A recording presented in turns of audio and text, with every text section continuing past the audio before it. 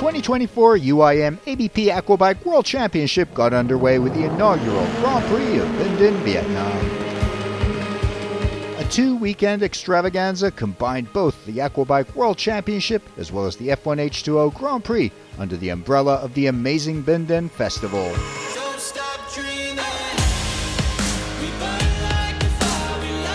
Local and international guests were treated to back-to-back aquatic motor racing as well as cultural and culinary events interspersed with live performances as a celebration of the heritage and people of Binh Dinh.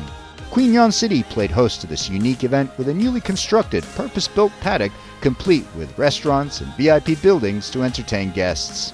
Stalls set up around the adjacent streets exhibiting handcrafted goods and delectable cuisines from both the local vicinity and distant cities like Hanoi and Ho Chi Minh City drew in the crowds for the duration of the event.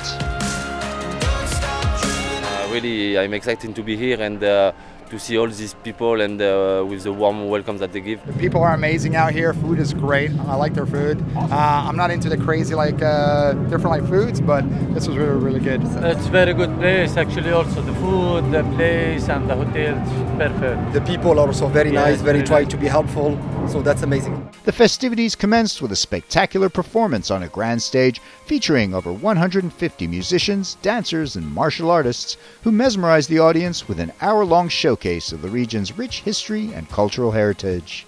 The event, marked by elaborate costume changes, dazzling pyrotechnics, and graceful performances, captivated both local residents and international visitors alike. Quy Nhon City, nestled in the south-central coastal region of Vietnam and serving as the capital of Binh Dinh Province, boasts a population of 1.5 million inhabitants.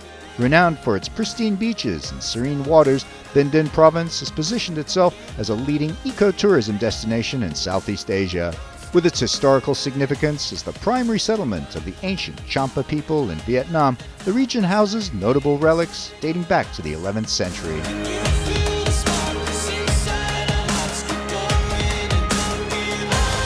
At the press conference, race organizers and 55 riders representing over 18 nations convened alongside the chairman of Binh Dinh F1 and the vice president of the Sport and Cultural Department of Binh Dinh. During the three-day Aquabike event, athletes can take part in 4 categories of competition: Ski GP1, Ski Ladies GP1, Runabout GP1, and Freestyle. In this program, we bring you all the highlights from the Runabout and Freestyle competitions. The track for the inaugural Grand Prix of Binh Dinh, Vietnam was methodically laid out to challenge riders with a blend of speed and agility. For this year's event, the course features a pontoon start and strategically interspersed longer straightaways with tight turns, putting riders' skills to the test as they navigate transitions while maintaining maximum speed. I really like it. It's very simplified in a sense. It seems very fun and very engaging, like they were mentioning. So I'm looking forward to it. The organizers of the Aquabike event warmly welcomed all riders, team members, and members of the press to a gala dinner held at the Hotel Fleur de Lis in Quy Nhon City. Throughout the evening, guests were entertained by a live band and indulged in delectable dishes showcasing the region's renowned fresh seafood.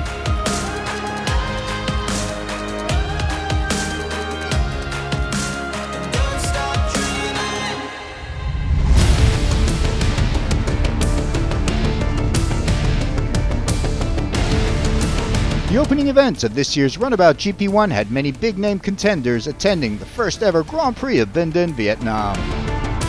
Defending world champion François Midori is back and looking to repeat his success from last year's competition. Yeah, last year was an incredible year for me, so I hope to do the same thing like last year.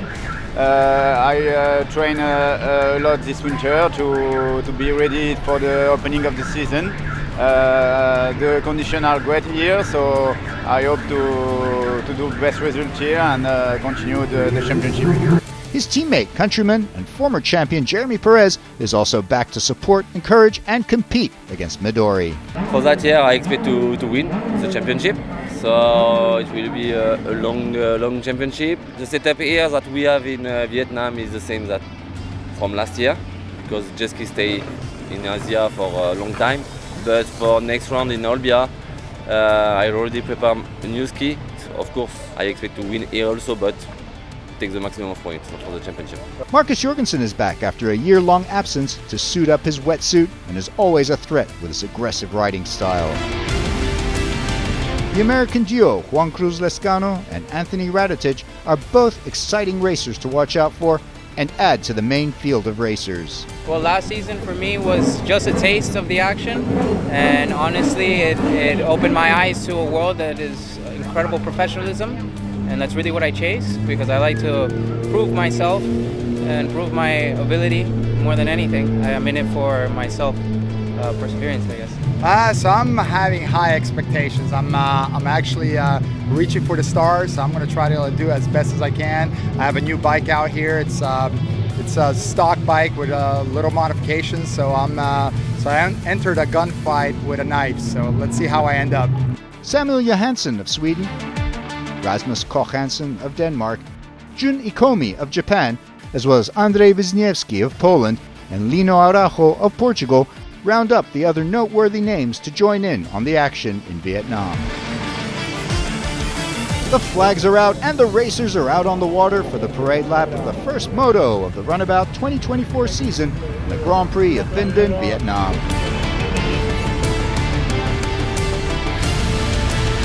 The results of the qualifying round meant that Jeremy Perez will start in first position and teammate Francois Modori in second. Marcus Jorgensen would take the third spot, and Rasmus Koch Hansen and Georgi Kasha in fourth and fifth respectively. With all the riders ready at the pontoon, the lights go off and the race is on. An excellent start from Marcus Jorgensen, who pushes hard from the outset. Samuel Johansson and Lino Araujo are in a tight duel just before the whole shot. But Jorgensen is clear ahead of the rest and takes the whole shots. Just behind him is a battle unfolding between Jeremy Perez and Rasmus Koch Hansen.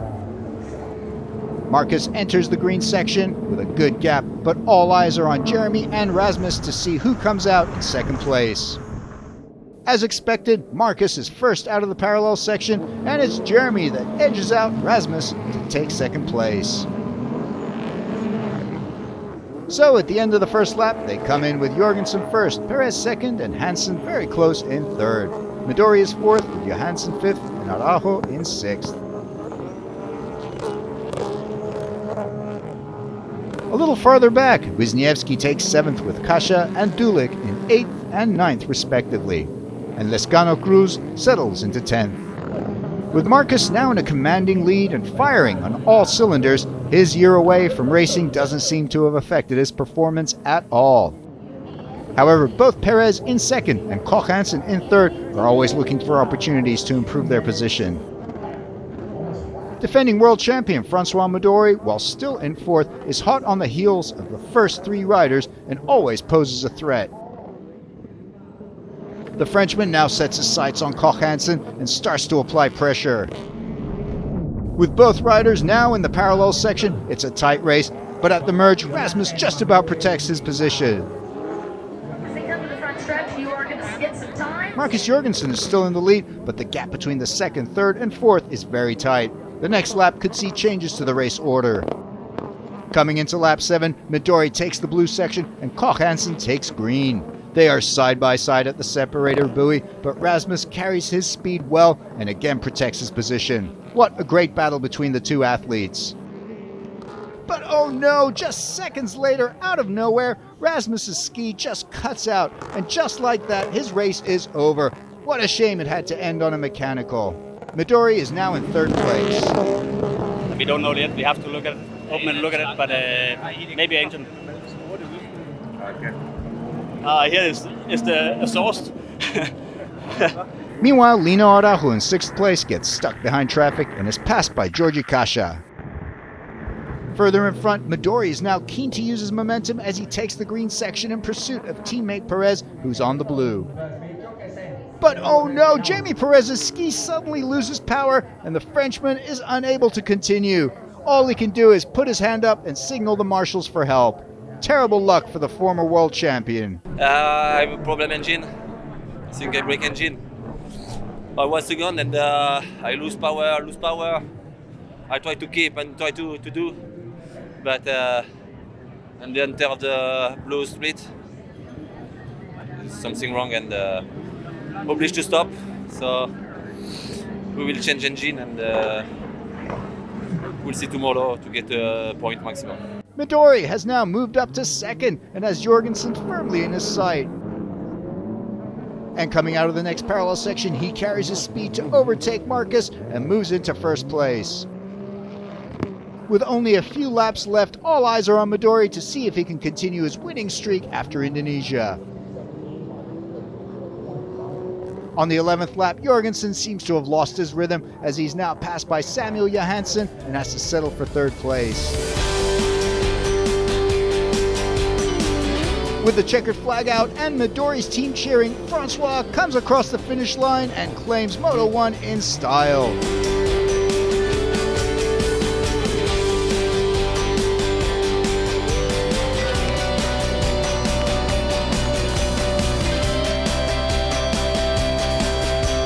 The rest of the results for Moto1 were Samuel Johansson in second, Georgi Kasha in third, and Lino Araujo in fourth.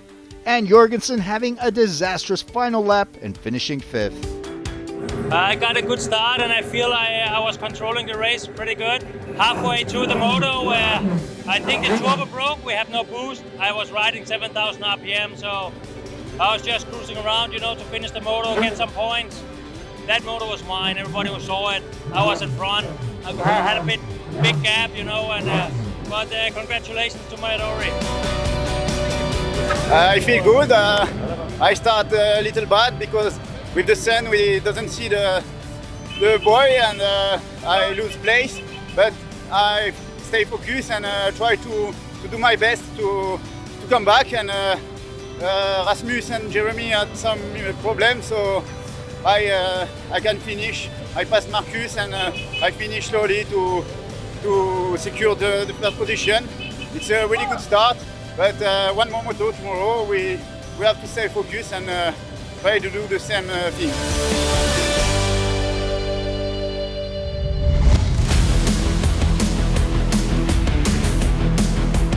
The always entertaining parallel slalom competition took place at the end of the first day of racing and after the sun had set. While the athletes thrilled the crowds on the water, the massive stage built for the festival by the paddock played host to a lively party supported by live DJ performances and light shows. Jeremy Perez and Samuel Johansson battled it out in the first of the Runabout GP1 parallel slalom heats, and Perez stormed to victory in Heat 1. Johansson leveled, and Perez progressed in the last race. Danish star Marcus Jorgensen and Hungarian Georgi Kasha contested the second semi-final. Jorgensen won the opening tussle and progressed with a win in the second to face Perez in the final. Johansson got the better of Kasha in a tiebreaker in the third place shootout. Perez and Jorgensen faced off in the final, and the Frenchman snatched the win in the final heat to win the parallel slalom of Grand Prix of Binh Dinh-Vietnam.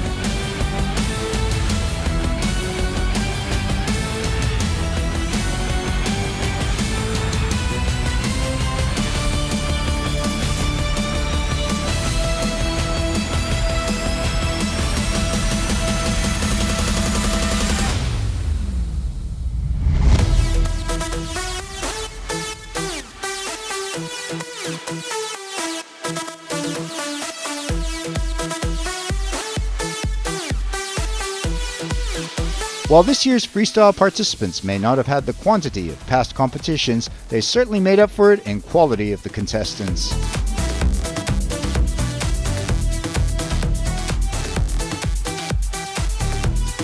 Veteran competitor Roberto Mariani, nicknamed Superman, claimed his first ever championship last year and is keen to repeat his triumph.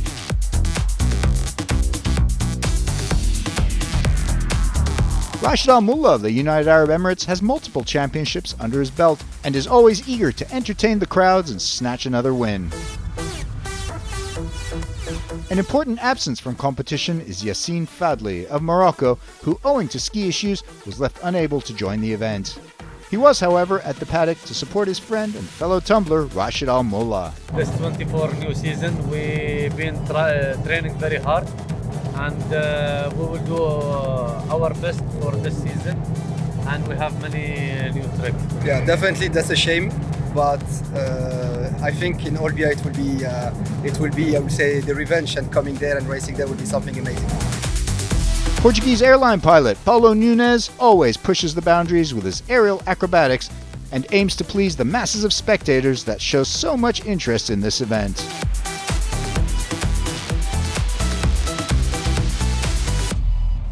The first freestyle moto of the Grand Prix of Binh Dinh-Vietnam was held the same evening as the parallel slalom event. The first contestant of the evening, Paulo Nunes, was awarded 20 points from the judges for his well-executed combination. Despite fewer variations of tricks, his combination of barrel rolls and backflips impressed the crowd.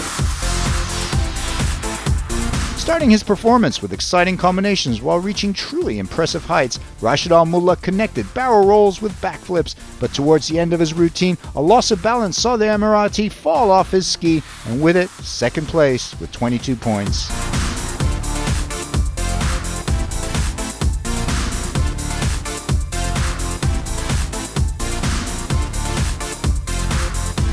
The defending world champion Roberto Mariani kicked off his routine with a backflip, followed with a combination of 360s and his regular falling bomb move to amaze the crowd and the panel of judges to win Moto 1 with 25 points.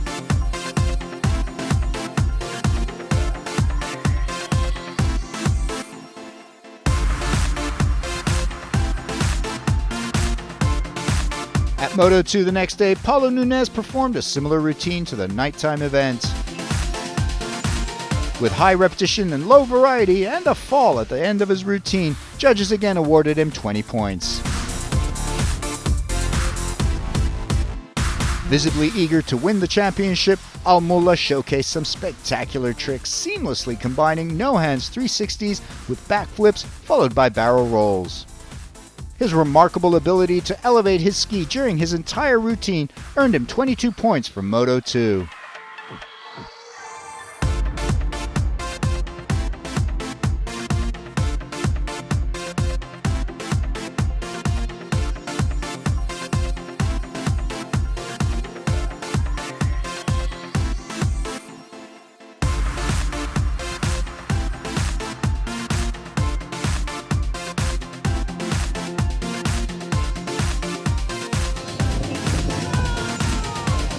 But Roberto Mariani truly mesmerized the crowd and the judges with his combination of no-hands backflips and no-hands 360s in quick succession. Playing to the crowds his entire routine, Roberto included his signature Superman move and finished off with the fountain show to clinch the Grand Prix title.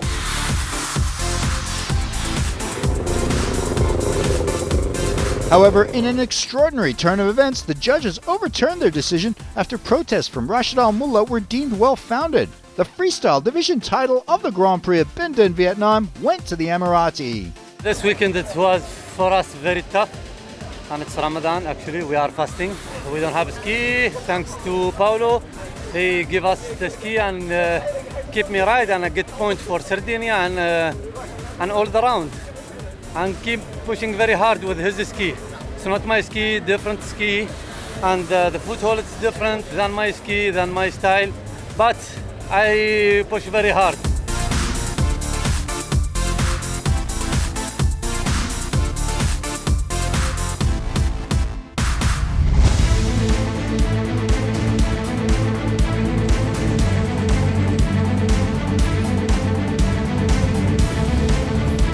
It's time for Moto 2, and fans have packed the stands to catch a glimpse of the Runabout division action as organizers are joined by local dignitaries at the parade lap.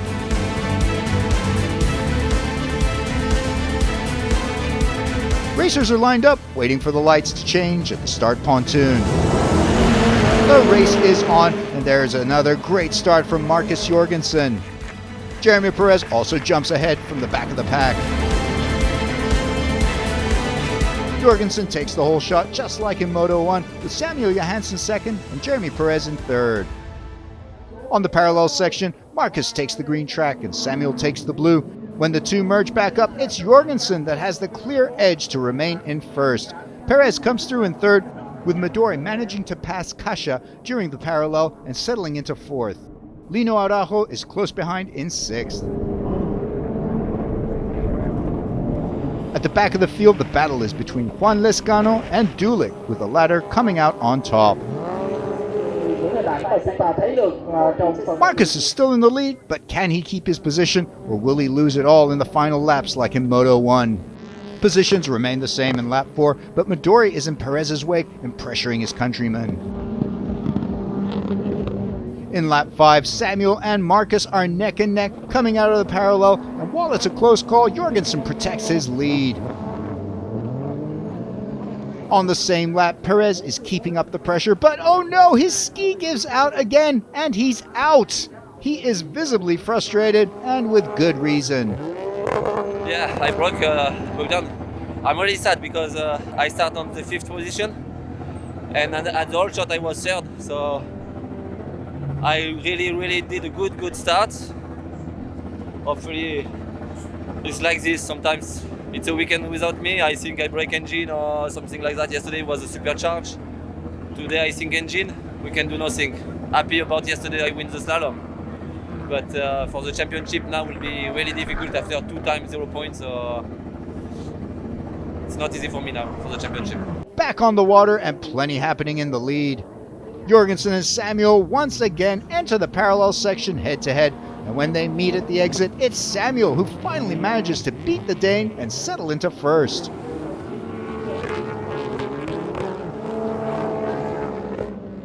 Jorgensen's woes continue as he's also passed by Midori during the straight section of the same lap. He moves back to 3rd. 1 lap later, and Georgi Kasha and Lino Araujo both slip by Jorgensen and get 3rd and 4th positions respectively. Samuel is in first place, but with veteran Midori on his case, will he be able to hold on for his first ever Aquabike title? Or will it be another win for Midori? As the white flag is waved, the crowd awaits for the riders to do one more lap. And he's done it! Samuel keeps Midori at bay and wins Moto 2 and the Grand Prix of Binh Dinh-Vietnam.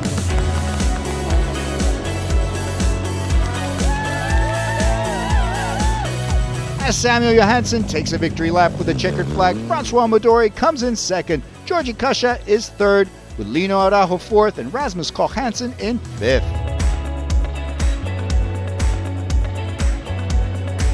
I feel good. It was not a bad weekend. I win yesterday, and today Samuel make a really great race. Ride very well. So I tried to pass him, but I can't. He was too fast on the straight line. I win yesterday, win today, so we have the same point for the championship. It's most important. So I will do my best on the next race of the season for beat him and pass first on the championship. Yeah, that's true. This is my first time winning since 2018 in the GP2 class. So this is huge for me. Yeah, it feels great. I have had a good feeling all weekend on my bike. Small setup changes for last moto, and it seemed to work out just fine. So the overall results from the Grand Prix of Binh Dinh-Vietnam are Samuel Johansson 1st, Francois Midori in 2nd, Georgi Kasha 3rd, Lino Araujo 4th, with Martin Dulic 5th and Marcus Jorgensen in 6th.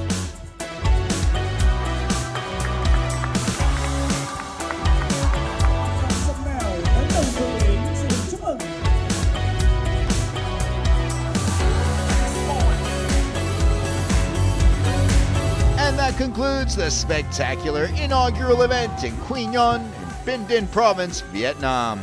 The Aquabike flag now passes to the sunny shores of Olbia in Italy for the Regione Sardegna Grand Prix of Italy, which will unfold from the 21st to the 23rd of June. See you in Olbia.